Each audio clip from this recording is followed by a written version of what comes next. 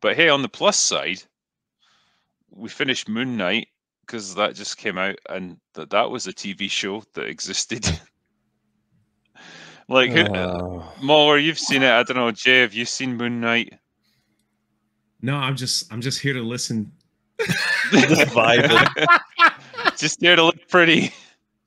Yeah, I literally canceled my Disney Plus after like 3 episodes of Loki, and then I haven't looked back. I just enjoy listening to you guys. What you're saying is they owe you money. They still owe you money for that. Then. Yeah, pain and suffering through all these shows. Nobody should have to watch Loki. Yeah, I was like, yeah. I had the free subscription with Verizon, and then it was like once it lapped off, I was like, yeah, just watch y'all's pain and suffering. That's a lot of entertainment for me. So, I mean, Moon Knight was a weird one because the first episode or two, I was kind of intrigued, and I liked the premise. You know, the split personalities, not quite sure what happens. Like the main character, like when he's put in mortal danger, he kind of blacks out, and then when he wakes up, like he'll just be surrounded by dead people. You know, and you realize that he's been possessed by something else. But then the show doesn't really keep that up for very long, and then you find out what Moon Knight actually is, and yeah, it just goes, it kind of just devolves into absolute insanity. And I don't know about you, but by the end of it, I felt like I still didn't even fucking really understand what was going on. It's so bad at explaining things.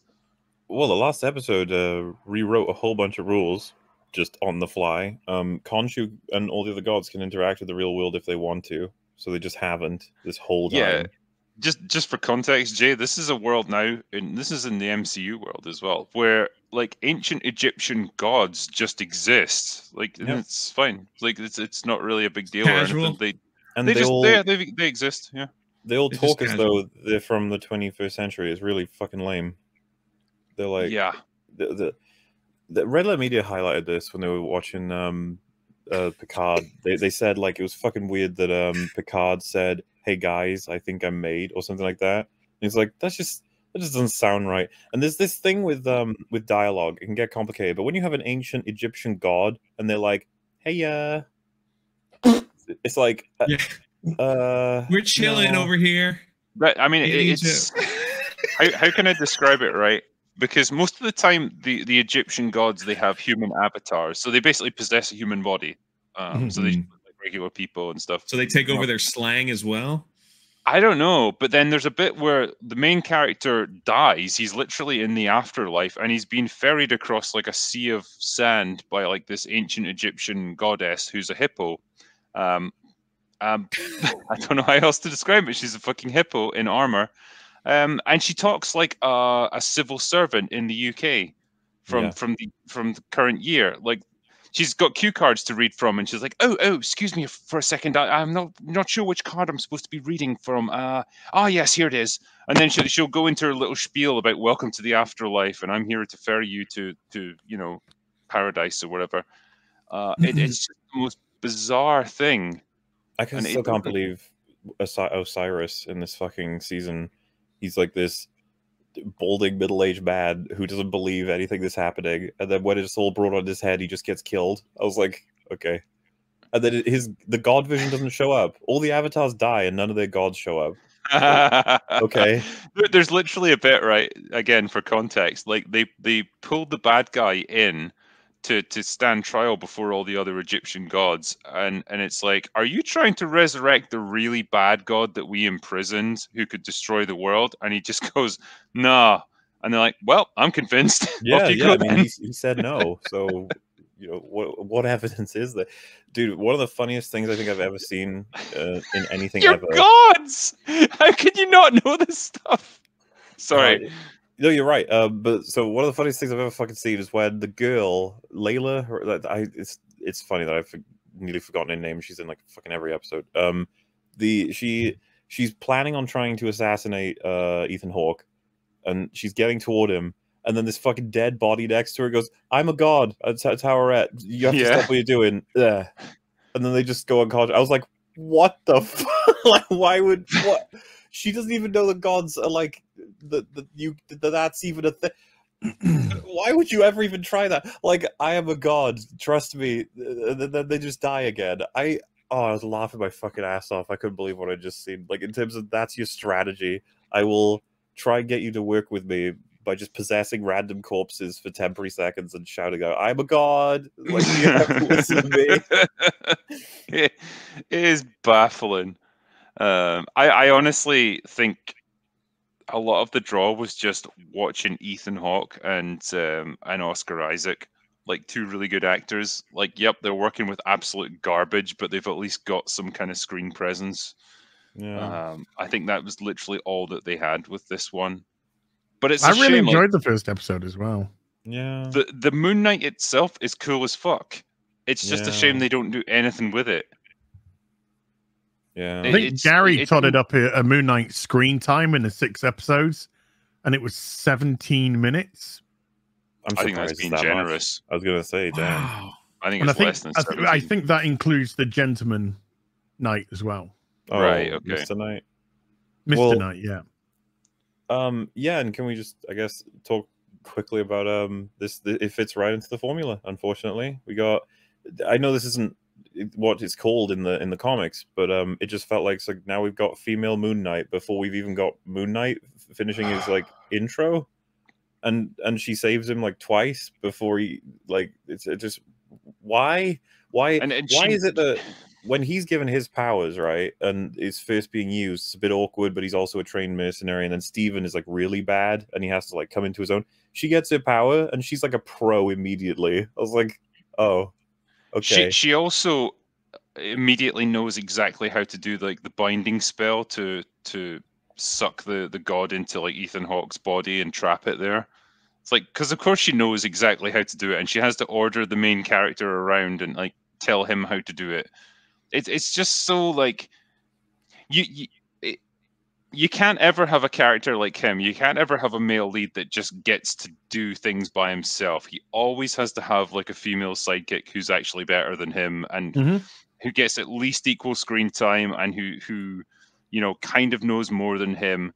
But that thing that formula never gets reciprocated the other way. If it was a female lead, whatever men were around her would be useless, incompetent arseholes that don't do anything productive.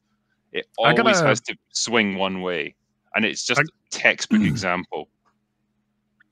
Got a question. Yeah. Because I really enjoyed the first episode, and then I was out after episode 3. It got that bad for me. It's just garbage. Was it ever explained why Ethan Hunt put glass in his shoes? No. That was just a cool little visual for the intro, and then that's it. It's never mentioned again, really. I'm not sure if we're supposed to gather it ourselves, maybe. Like, he doesn't want to... I mean, you know the theory, if he doesn't want to go to sleep, it's like, that's all well and good, but you'll die eventually. You'll die within a few days. Yeah. Well, yeah, eventually you will have to. It's like, it's not a matter of choice. Your body will just shut down. But he's putting glass into his shoes at the beginning, which means at night he takes his shoes off and goes to sleep and then wakes up and then puts the glass in his shoes. It's just, yeah. Why? Whatever. It's just like the Marvel's standard writing outline is basically hero tries to find himself or figure himself out, goes into final battle, gets ready to lose, and is rescued by a grand entrance of a woman. Was that Moon Knight? That was exactly it. Yeah, like Muller described, like she gets these powers given to her. Not quite Moon Knight, but it's something similar. It's like, you know, that stupid like winged suit that Diana wears in Wonder Woman 2 at the end, it's kind of like and that. it gets knocked off in like 2 minutes. Well, it's that basically. She's got wings, and she can do all kinds of crazy kung fu moves because, yeah, of course. And well, apparently the character she's based on is a guy in the comics, right? Something Beetle. I think so. Beetle, yeah, I think something like that. There's even a bit where she saves a bus full of kids, and like one of them looks at her and she's like, "Are you an Egyptian superhero?" And she just looks at her, and honestly, she has the big hero pose where she stood like that, and she goes, "I am." Oh, You it's know, so fucking lame. It's just cringe. It's like that scene from Endgame where all the girls are standing together. Like at that level. I mean, we're gonna see that. Go ahead, Mahler. I'm sorry. I was just gonna say, did you at least enjoy the kaiju fight? Oh fuck! It was so stupid. So imagine a giant crocodile fighting a giant fucking bird skeleton around the ancient Egyptian pyramids, but they're both like the size of skyscrapers, and then like they just vanish and nobody seems to care at the end of nobody in Doctor Strange. Hello? No? Okay.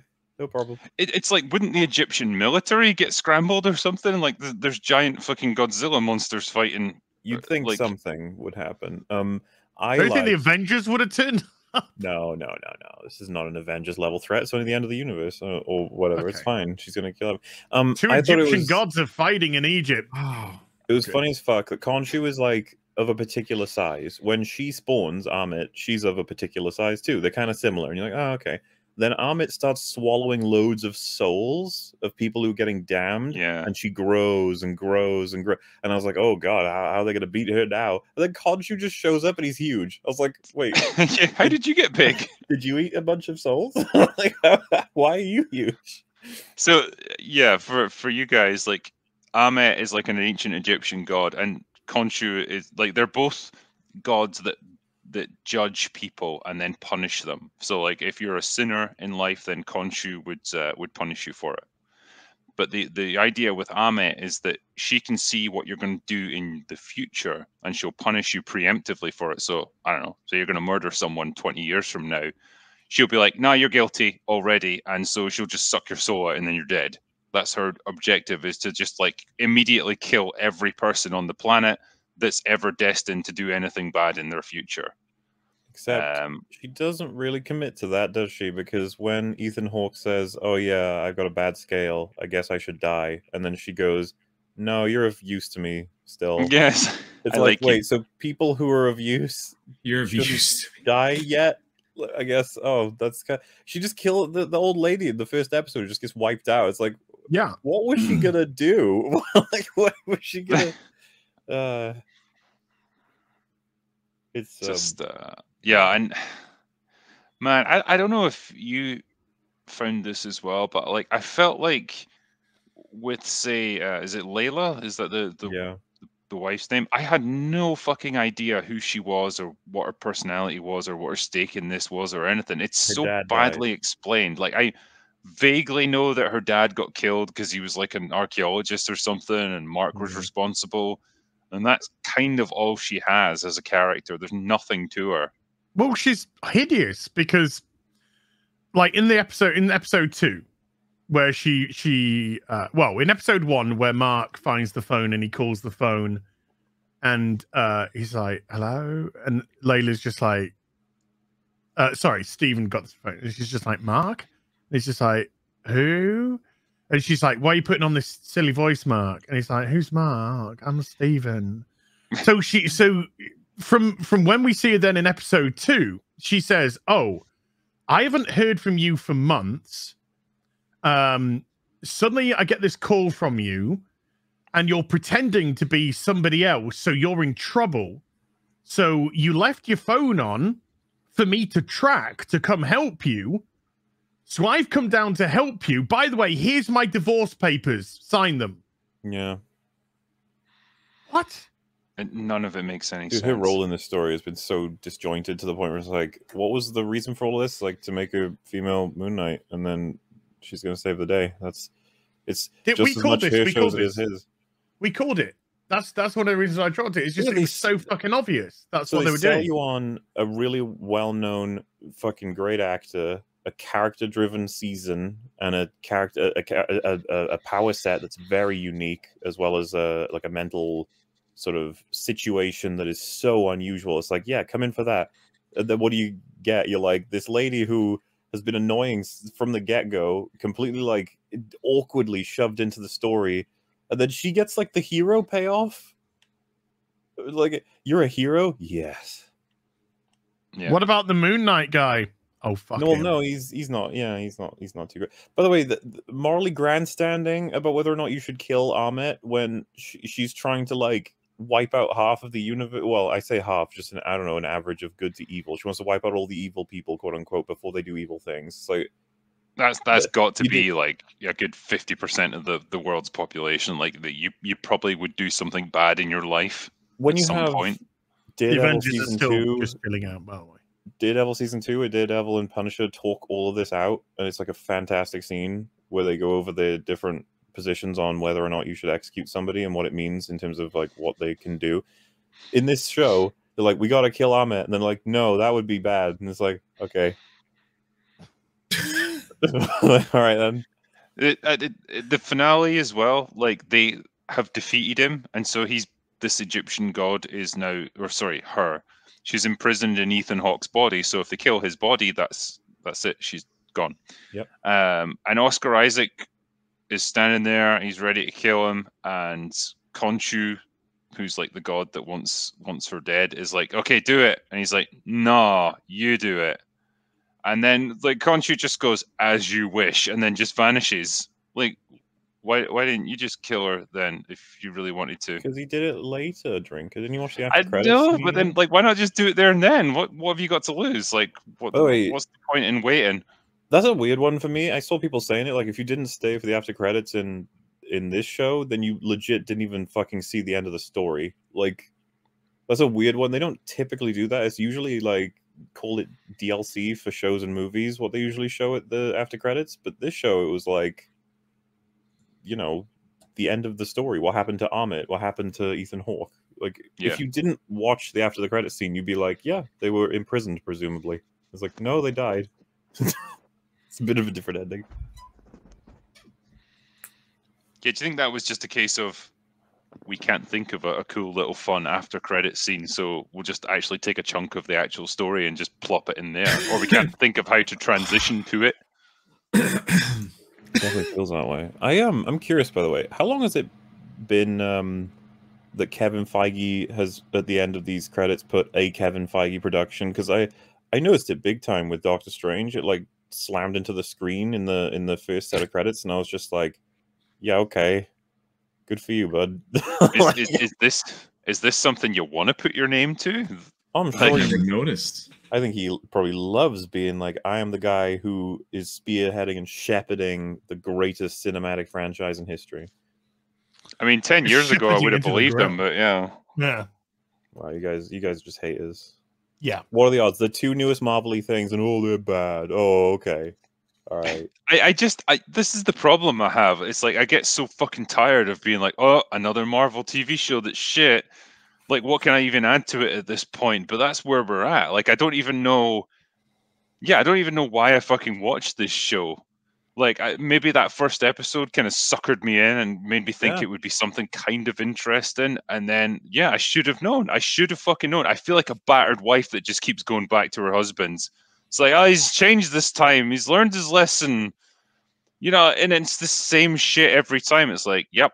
Same generic, like CGI heavy finale, same fucking strong female character that the show is all about, like actually launching, and everything else is just a springboard for that. Same crappy humor that they put into everything now that robs every scene of gravitas. Like it's just the same fucking formula again and again. It's driving me insane, man. How was the acting? Was Oscar Isaac decent? I mean, you had a lot of moments, but I don't know if episode 5 particularly. I actually liked pieces of episode 5. It's where they delve into his history. Then there's only one fight scene because it's actually like a character thing again for a moment. Yeah, I mean, he's kind of a tortured soul that like he's developed multiple personalities to help him cope with like childhood trauma. Basically, like Mark is the real him. But then he developed Steven as like a coping mechanism because, you know, he had like a tragedy as a child, like his brother died and his mom blamed him and then she started abusing him and stuff. So like Steven was his way of like escaping from it. That was the most shocking part to me, that they had an abusive, horrible mum. I know. Like, I couldn't believe they would do something like that. It's like, oh man, you're showing a woman in a negative light, but then they're careful to cut away from it and not actually show anything. I mean, you know, it's like, oh, you can't see it. Implied, right? I was even confused mechanically by it. He's like, I invented Steven because I couldn't handle the trauma, but then I protected Steven from knowing the mum was abusive. I was like, wait, what? Yeah, I thought Steven, like, because Steven seems to be the guy who takes over when it's beating time. Yeah. But so okay, I thought he would be the emotional punching bag, and he'd be the one that's all fucked up, and Mark would be really happy. But it's like somehow the opposite. Yeah, Mark is aware of the abusive mum, and Steven thinks the mum was wonderful, and it's like, so he created Steven, but didn't use Steven to defend. I don't know. I still don't even quite get it. I don't think the writers even fucking know. I honestly don't. Well, hold on. This doesn't make any sense, because that would mean that when Steven is phoning his mum in the first a couple of episodes, he's referring to himself as Steven. Hi, mum. You know, be hi, mum. It's Steve. But then his mum's not there. Yeah, but his mum doesn't exist. That was all in his head when he was ringing her. Yeah, but wouldn't he be aware that he's not getting any responses to his messages then, or? No, because it's all some weird like coping mechanism, and so like I guess the Steven persona constructs a response for it. Like again, it doesn't make any sense logically, and it just feels like the writers didn't really understand how it was meant to work either.